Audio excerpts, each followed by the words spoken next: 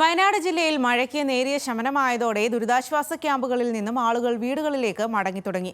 3 താലൂക്കുകളിലായി 19 ദുരിതാശ്വാസ ക്യാമ്പുകളാണ് ജില്ലയിൽ പ്രവർത്തിക്കുന്നത്.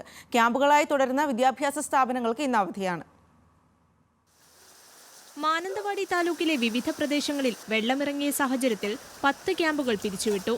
Vilambukandam GLP school, Kammana Navodayam LP school, Pandikkadavu Hillblooms school, GHSS Panamaram, Amrita Vidyalayam, Pavana താഴയങ്ങാടി, പേരിയ GUP സ്കൂളുകളിലായാണ് 7 ക്യാമ്പുകൾ പ്രവർത്തിക്കുന്നത്.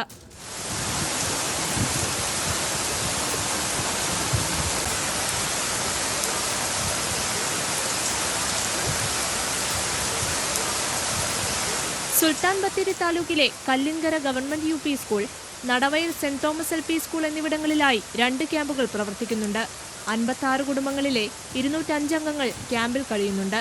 വൈത്തിരി താലൂക്കിൽ 10 ക്യാമ്പുകളാണ് നിലവിൽ പ്രവർത്തിക്കുന്നത്. 152 കുടുംബങ്ങളിലെ 556 അംഗങ്ങളാണ് ഇവിടെയുള്ളത്. Paralikkunnu WOLP school, Thariyode GLP school, Thekkumthara AUP school, Vengappally RCLP school, Cheriyamkolli church Sunday school, Karinkutty GHVHSS, Meppadi Elavayal anganwadi, GUPS Kaniyambetta, GLPS Kalluppadi എന്നീ സ്കൂളുകളിലാണ് വൈത്തിരി താലൂക്കിലെ ദുരിതാശ്വാസ ക്യാമ്പുകൾ. മഴ കുറഞ്ഞതോടെ താഴ്ന്ന പ്രദേശങ്ങളിൽ നിന്നും വെള്ളമിറങ്ങി തുടങ്ങിയിട്ടുണ്ട്. ന്യൂസ് മലയാളം, വയനാട്.